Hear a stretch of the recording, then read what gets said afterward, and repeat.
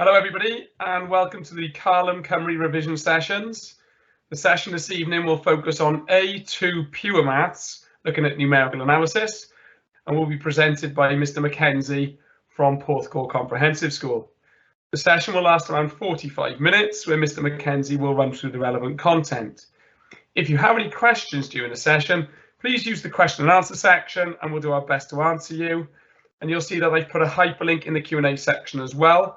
If you're happy to leave your name and email address, we'd love to keep in touch and we can send you information about future events. Just click the link anytime during the session and you can leave your details. Today's session will be recorded and the recording and any relevant resources will be uploaded to the e-sgol website under the Carlum Cymru tab. Thank you, Mr Mackenzie. Over to you. Thank you, Mr Weatherhead. Okay, so I'm going to look at numerical analysis. Now, numerical analysis includes trapezium rule, sign change. I have put the staircase and cobweb diagrams in there, although for the advanced information, it wasn't noted that you need to draw those, but I thought it'd be useful so that you can have a look at what they look like, the iterative methods and the Newton-Raphson method. Now, this hasn't been examined for the last 2 years. It's part of the content that has been removed. If you go to the Carlum Cymru website, there are several videos and several sort of playlists that you can have a look at for the other topics if it is something you wanted to have a look at. Also, what I'd recommend you do is pause a video and then try the question yourself, press play, and in that way then you can sort of work through the questions yourself. The questions are from a range of exam boards. Some are more challenging than others, but it'll give you a proper sort of indication of your sort of strengths and weaknesses in areas which you need to be sort of working on, as we've only got about 9-10 weeks before the start of the exams. The first one I'm going to look at is the trapezium rule. Now, the trapezium rule, if you have a look down here, the trapezium rule is actually given to you in as the formula in the actual formula booklet. We just need to look at the notation. So the trapezium rule is looking at the area under the curve. It's not integrating it. It's actually working out little trapeziums to work out where the graph is and what the value would be. So it's an estimation for it. First question is, use the trapezium rule with 5 ordinates to find an approximate value for the integer. Now, depending on which exam board and who's sort of examining, an ordinate is basically a vertical line, in this case, parallel to the y-axis. So it's a straight line, and as I said, this is going to be straight line parallel to the y-axis. I have sort of looked at GeoGebra, which is another one you can have a look at. Excuse me, sorry. To actually draw this curve so you can see what it looks like. I'll draw a sketch of it in a second. Parallel to the y-axis. Where h is, that is going to be the height of the bars. So if I sketch the curve down the bottom here, it's mainly in the first quadrant. So it comes down, is more of a flattened U, and then goes back up. Now, point 4 is there, and point 5 was just on the actual curve itself. Now, it says that it wants 5 ordinates. So if it's going to have 5 ordinates, then n, which is going to be the number of trapeziums, is going to be 4. So you would do 5 minus 4, which is your A and the B, divided by, so that's going to give you 1, 4 because there are, that's the H. Because there are going to be 4 actual bars or the 5 ordinates. So there's your X, your first one, second, third, 2, 3, and there's your fourth one coming down here. So the quarter is the height of the trapezium going in that direction. Now we've worked that out. We now need to make sure you got the calculator on, because it's going to be a lot of work with the calculations. There's going to be a lot of numbers as well. It's asking for correct to 4 decimal places, but as you're doing it, I would work to 5 or 6 so that you get your answer correct to 4 decimal places at the end. They will take a mark off if you are premature rounding. So if we put x equal to 4 into this, you would have, so that's x naught is equal to 4, you will have your y naught. So the y naught in this is equal to your first value, or the height of your first ordinate. Your yn is going to be your last ordinate, and then all these numbers are in between there. This formula has been used and given out in the GCSE, so I can imagine that some of you have already seen this before. So we would put 4 into this equation, so it's going to be y over square root 6 times 4 minus 4 squared minus 4, which is equal to 1 over 24 minus 20, so it's the square root of 24 minus 20, which is 1 over root 4, which is a half. Now, there's no point in me going through every one of these points. You can check out what they are. So what I'll do is I'll put down the x1s and then the corresponding y1s as well. So x1 is going to be 4.25, y1, and now, as I said to you before, I would probably write this to, if the end answer that it wants is to correct the 4 decimal places, I would probably write it to 5 or 6, probably 6. Yeah, 0.5393 If x2 is 4.5, y2 is 0.603027, x3 is 4.75, so y3 equals 0.7184212, and then x4, so y4 is going to give you 1. And again, you can check those in by putting them into the calculator. So to work out the estimated area, we would then use this over here. So it is going to be our height, which is 0.25, divided by 2, times, square bracket, y0, which is a half, plus our y4, 1, plus 2 times, and then all the other information inside it. So it's 0.5393599 plus 0.603027, room 0.7184212. And again, don't forget to close the square bracket. They will allow, I'm not saying it's good notation, but they will allow if you do forget it, as long as you've typed it into the calculator correct. But I would rather you sort of show everything. So that then would get, this one is worth probably 2 marks for writing down the values, 1 mark for correctly sort of substituting in the area, and then 1 mark for the correct answer to 4 decimal places, which was 0.6527. I've got about 3 questions on Bayesian rule, and I have tried to make them different. So this one now was figure 1 shows the sketch of the graph, and notice they've actually given you the values in the table, so they've worked it out for you. So sketch part of the curve with y equals f of x. The table below shows some corresponding values of x and y for this curve. The values of y are given to 3 decimal places. Use the trapezium rule with all the values of y in the table given.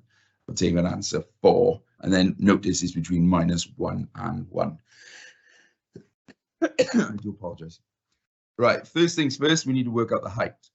Well, if you notice that the height of these ordinates would be at -1, then it was minus 0.50, and there would be 0.5.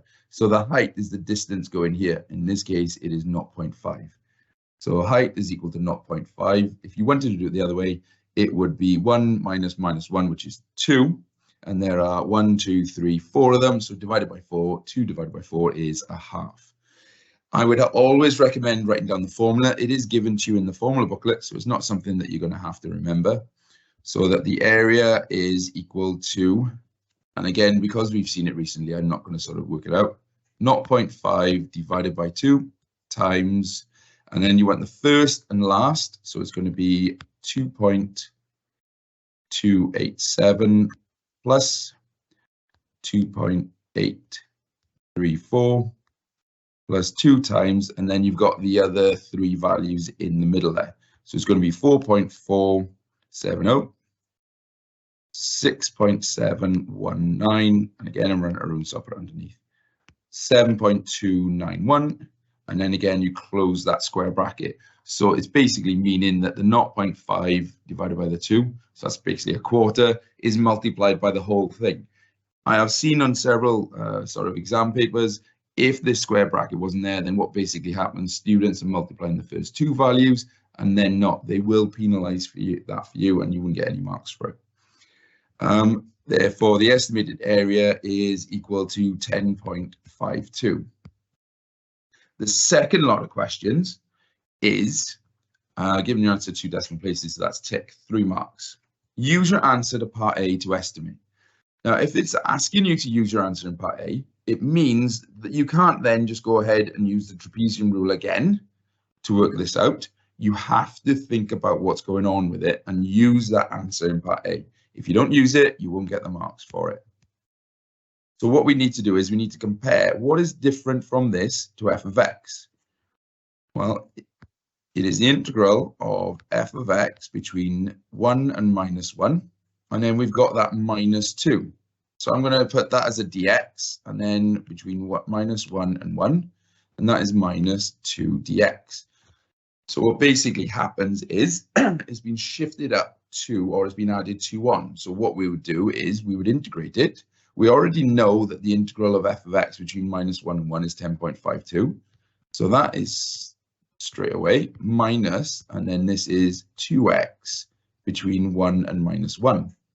So then 10.52 minus 2 minus minus 2 is 10.52 minus 4, which is 6.52. That's better, sorry.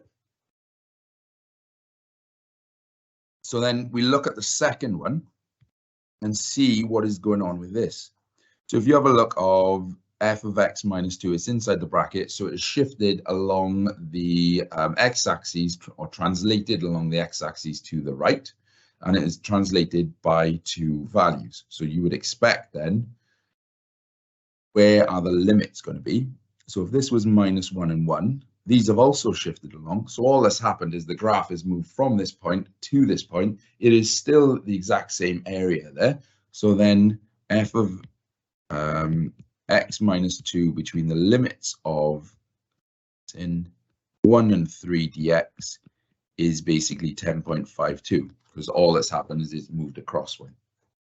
Sorry, with the other one then, what happened with the graph was the minus 2 is dropped down 2. So that's why you're taking off that rectangle of 4. Next one on trapezium rule. So it says use the trapezium rule with 4 strips, each of width 1.5, to find an approximate value to the area region bounded by the curve. So I'm not going to, again, waste your time in showing that you need to put these into the calculator. You know how to do that, and then you can sort of obviously pause the video if you're sort of trying to work through them. But if I was to put x naught is equal to 4, y naught is equal to 2 4s, 8 plus 1 is 9, so it's going to be log of 9. x1 is equal to, because they're going to be in 1.5 strips, which is the height, it's going to be 5.5. 5.5 times 2 is going to be 11, plus 1 is going to be log of 12. X2 is going to be 7 by 2 is going to be 15. X3 is going to be 8.5. So Y3 is log of 18. And then X4 is going to be 9. Sorry, not 9, it's going to be 10.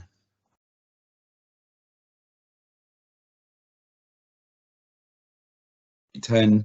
So then that will give you 2 10s, 21. Log of 21. It's a lot nicer to keep them in log form so that when you put them into the calculator, again, the area is going to be h divided by 2, square brackets, the first and the last, so it's going to be log 9 plus log 21 plus 2 times, and then all the rest of it. So it's going to be log 12, log 15, log 18, close that bracket, and then close the square bracket. And then this is going to give you an answer of 6.97 to 2 decimal places, or 3 significant figures is what they required there. So that was part 1. Part 2. Now, part 2 has said, explain why this approximation is an underestimate. Now, you can either use the sketch. So, I mean, the first strip was at 4. We say approximately there, and then the next one. So if you see that trapezium there, what was it, 5.5? If you see that trapezium there, there's a little area, slither of area there that is not sort of working. In fact, if I do it on more of where the curve is, so if I get rid of these numbers, you will see it more, and you can highlight it that little bit better, like that. So there, so this is going to be an underestimate, and give a reason. Either you can use the sketch, or you can say the top of the trapezium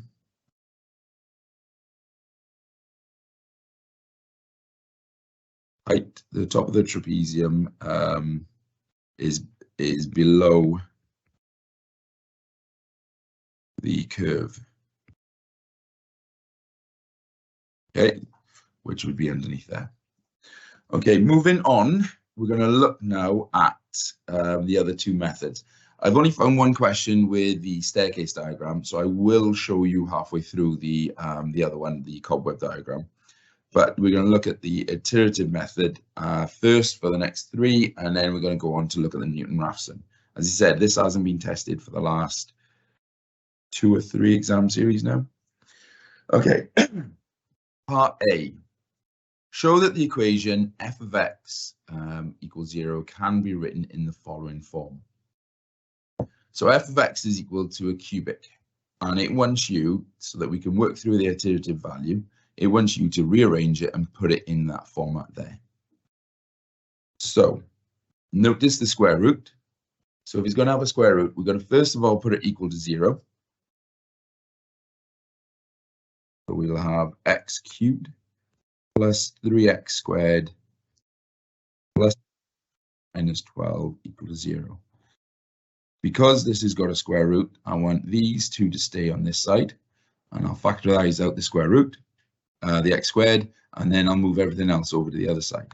So that's going to give me x cubed plus 3x squared equals 12 minus 4x. Take out x squared, and then I'm left with x plus 3 equals 12 minus 4x. Now, take a quick look at what they've got so that you can manipulate it in the right version. So we've got x plus 3, which is going to go underneath. That's fine. You've now got 12 minus 4x. That is somewhat different on the top. So then if you factorize and take out a 4, that will then be, you'll have the same there.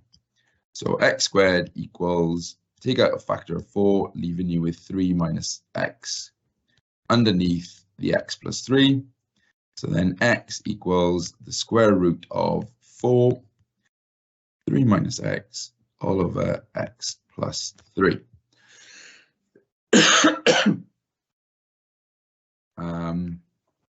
Sorry.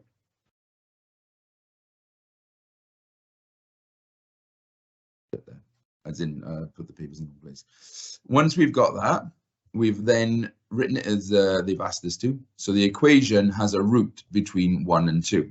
Generally, with the iterative method, they would ask you to show that a root is between them. The symbol we use for a root, okay, is alpha. So the symbol used for root, alpha. And then it would be beta if there's more than one. You would, to work out whether or not this is correct, if they asked you to say, prove that there's a root between them, you would substitute 1 in to the original, and then you would have a negative value, you'd substitute 2 in, and then you'd have a positive value. Okay, but it hasn't asked us to do that. I have got questions coming on further, so I won't sort of do it here. Next, it says use the iterative formula for x equal to n plus 1, and then you've got x equal to n. They give you this starting value 9 times out of 10. If they don't give you the starting value, I would recommend, if they say that the root is between 1 and 2, use the lower bound, because it is then going to work its way up. And I'll show you in one of the other sort of questions how it works its way up to the next value, or to the root. To apologize. So x0 is equal to 1. Find the 2 decimal places, the others 1, 2, and 3. So you would put or substitute x0 is 1. So what it means there is, if I put n equal to 0, so then 0 plus 1 is going to be 1, and then that's going to be 0. So you're substituting into there. So we know that x0 is 1, so x1 is going to equal to the square root of 4, 3 minus 1, because that's your x0, over 3 plus 1. That is going to give you a value of 1.414214. I know it says find to 2 decimal places what the rest of the values are, but if you only took this to 2 decimal places and then fed it back into the calculator, it's going to cause you problems because it won't give you the exact value. And how I would write this now for x2 using the calculator, I would use, because most of you got Casio calculators, so it would be 4, 3 minus ans over 3 plus ans. And what that does is that replaces that number there, or the answer, replaced with 1.414214, and it'll actually be more accurate. So then x2 is obviously answers 1.414214, and that will give you 1.1987. And then x3, you wouldn't have to do anything else other than press equals again, because the calculator would already have got that sort of stored in its memory, and that comes out as 1.30998. That's a 0.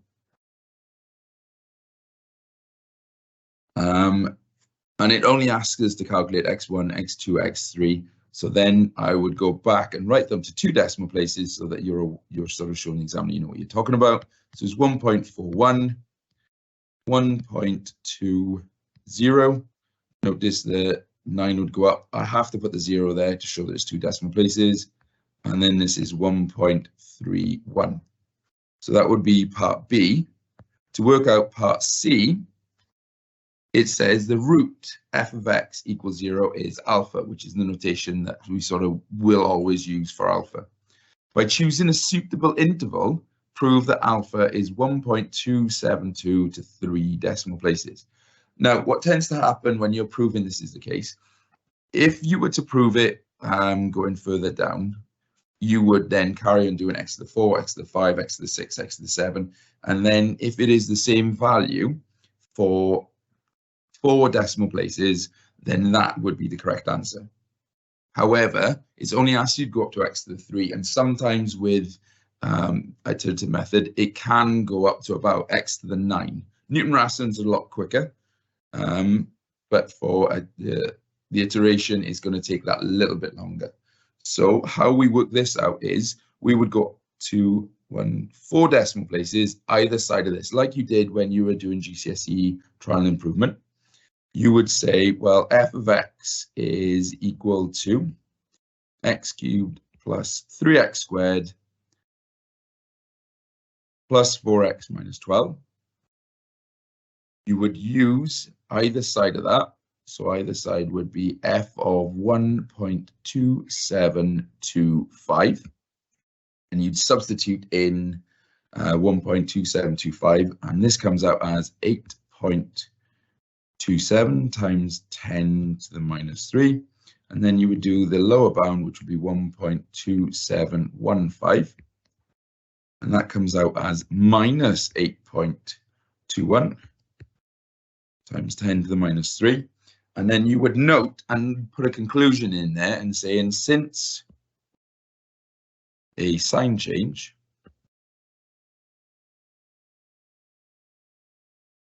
the root alpha is 1.272 correct to 3dp.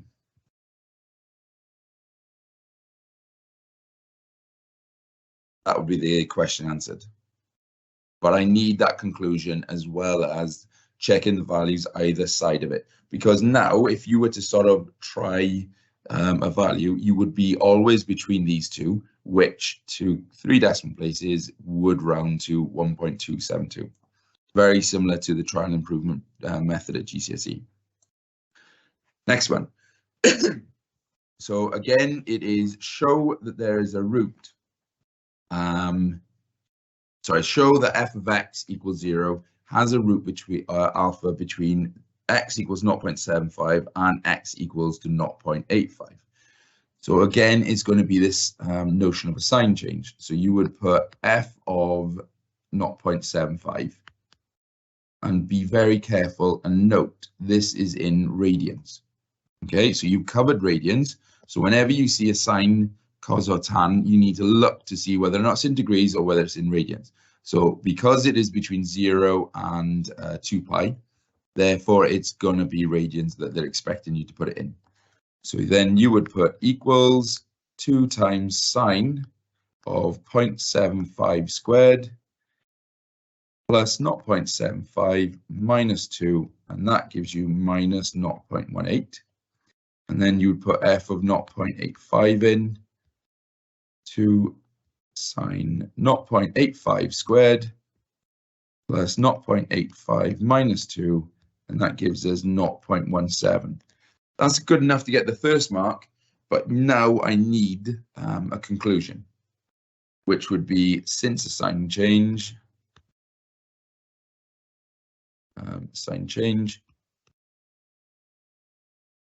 a root alpha is between these values.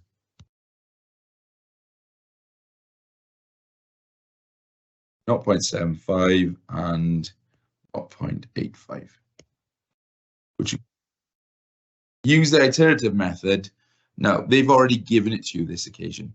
If they hadn't given it to us, then we would have to have rearranged what we've got on top. So we put f of x equal to 0, rearranged it so that we could achieve that. That's something which you could do anyway, just to sort of prove that you're able to. As I said, how I would probably go about it is move the x minus 2 over, so that becomes 2 minus x, divide it by 2, so that becomes 1 minus 0.5x, because you drop the 2 underneath here. Then you have done sine to the minus 1. That's what the arc sign means, okay? Maybe this was written when it was difficult to put sine to the minus 1 on. So then that's sine to the minus 1, and then obviously you know, since you've taken sine over, you've got x squared left, so then it would be the square root, which is why it is to the power of a half. Here, to find the values of x1, 2, and 3, given your answers to 5 decimal places. So again, it's given us our x0. So if I put part B over here, x0 is equal to 0.8. So x1 is equal to, I would prefer, this is how I would type it into the calculator. So I'm going to, instead of arc sine, I'm going to put sine to the minus 1 of 1 minus 0.5 times 0.8, making sure as well that I am in radians, closing off the brackets, and I'd probably put it to the power of a half. You could put it square root, it's not a problem. It wants it to 5 decimal places, so I would probably, again, I think I have simplified these to 5 decimal places, and then I left it as answer in the actual calculator. So it would be 0.80219, and then how I would perform x2 is sine to the minus 1 of 1 minus 0.5 ans to the half. So you could even go sort of back and sort of change it. and then I just wrote them to five decimal places. 0.80. Excuse me.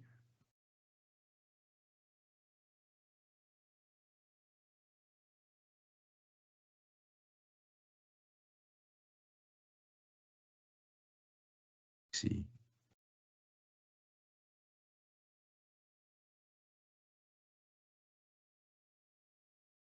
There you go. Sorry about that. 0.80133.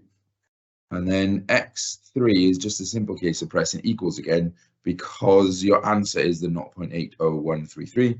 So then it would be 0.80167. And again, making sure that your calculator is in radians. So we've given x1, 2, and 3 to 5 decimal places. It's basically 1 mark for each of those. You would get follow through for maybe 1 or 2 of them, but just do it correct in the first place. Again, show that alpha is 0.80157 is the correct answer to 5 decimal places. So we would use the same technique as we'd used above, where we would put it to 6 decimal places and then put a 0.5 above or below what we've got going on there. So f of 0.801575, and that was 8.6 times 10 to the minus 6, and then f of 0.801565, and that minus 2.7 times 10 to the minus 5. Here we have a sign change,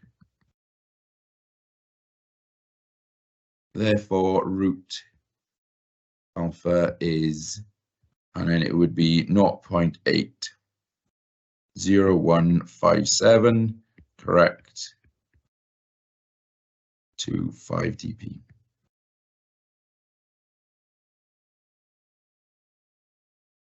Let me see, I have got this one is a similar one again from that, so I will sort of write the answer to it, but I would like to sort of move on to the next couple so that I can show. So I will put the answer to it. 7. Yeah, here we go. So this one's more of a sort of a problem solving element, and then I'll get on to the Newton-Raphson. Okay.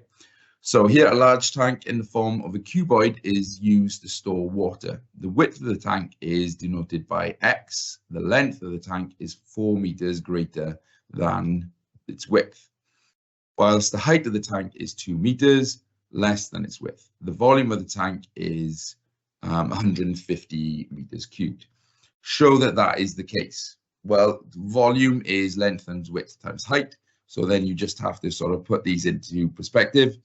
So volume is length, and then we've got it's greater, so it's going to be x plus 4, and then it's less, so it's going to be x minus 2.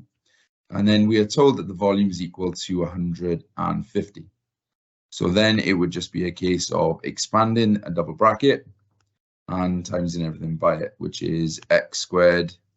That would then give you plus 2x minus 8. Take the 150 over, so that we would have x cubed plus 2x squared minus 8x minus 150 equal to 0. Again, we're showing that there's going to be a sign change. So if I put that as part A, 1, 2. So if we put f of 5 in, we would get an answer of minus 15. And then f of 6 in, we get an answer of 90. Therefore, sign change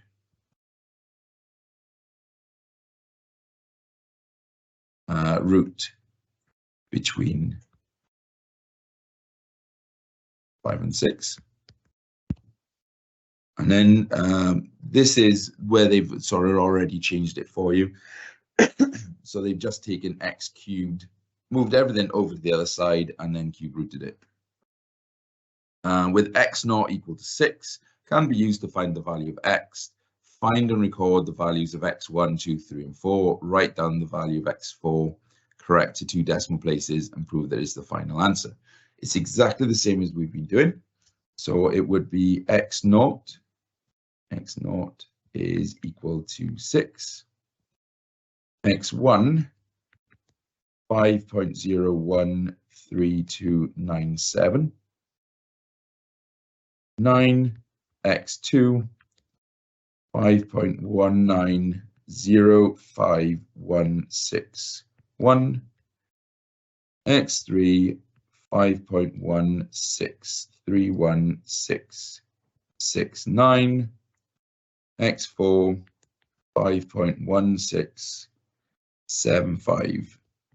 And it wanted to be to 2 decimal places. So then this would be 5.17. And then prove whether or not that there's the root to 2 decimal places. So then you would put f of 5.175 into the original, which was minus 0.175, and then f of 5.165 into the original, which is 0.751. Sign change, sorry.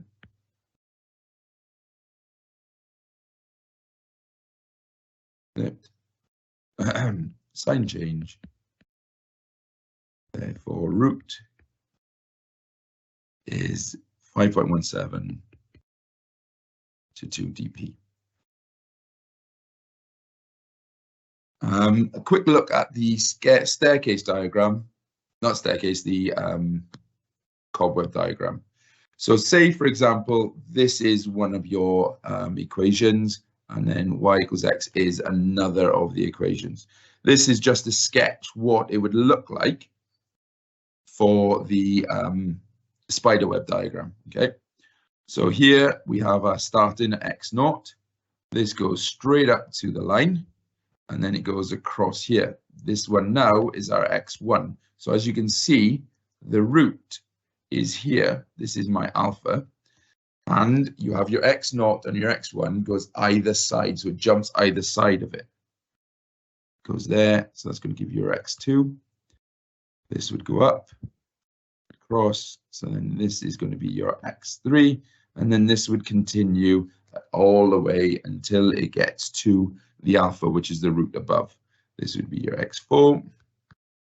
So you would see that it jumps between above and below until it sort of hones in on it. The next question, the reason why I put it there was because that's the spider web. And if you were asked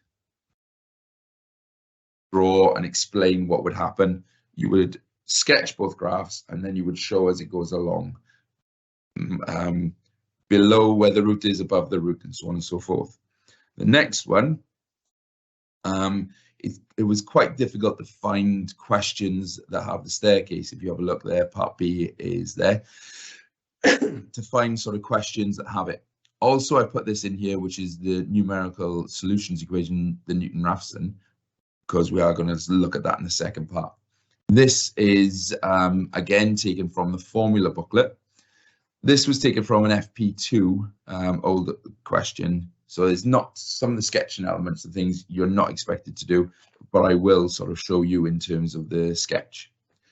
So first of all, as it seems to be with these questions, verify that 0 is a root or verify there's a root between 2 numbers. So for 0 to be a root, then you would just put f of 0 into the equation. So you've got 2 times 0 minus 1 all squared minus e to the naught, and then minus 1 squared is 1, and that's minus e to the naught is also 1, so that equals 0. So therefore that has been verified there. It then says there are 2 other roots, alpha and beta. The iterative formula is given to you, so they've already sort of rearranged it, and it's to be used to find the root. It wants you to sketch the graph of y equals x and sketch the curve of y equals ln 2x minus 1 all squared on the same axes, showing the roots are there. So if I can fit it in here. We have our x and y axes. This is my y equals x, and I would label it. And now, as I said, I have already sort of done this, and you wouldn't need to sketch it, but log of a graph is coming up here. The other one on the other side is going to go through here like so. They would be more symmetrical as that, but that gives you a rough idea. Now, we were told that there was a root. Actually, let's go to black. There was a root at 0, which has been identified here. So then this one is alpha, and then this one is beta. So by drawing a staircase diagram on your sketch, starting with a value of x that is between alpha and beta. So as long as it's between these two, so I'm going to probably start there, and that'll be my x0.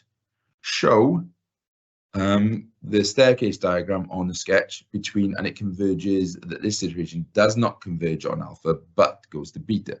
So what happens is it goes up here, it hits the curve, and then bounces back and forth, and it converges on alpha like so. So each one of these would be your x1, your x2, x3, until you get to the alpha, and so on and so forth. And then you've showed the sort of staircase diagram.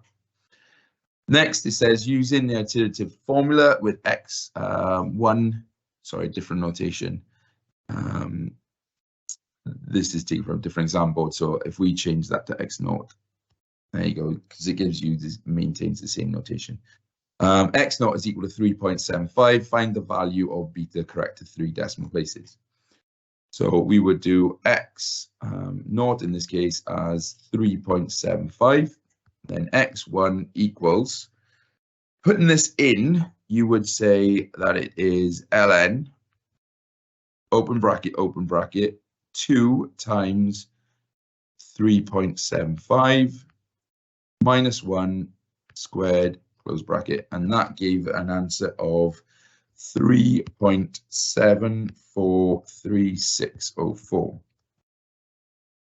Continuing doing this, the next time, instead of 3.75, I would have put answer.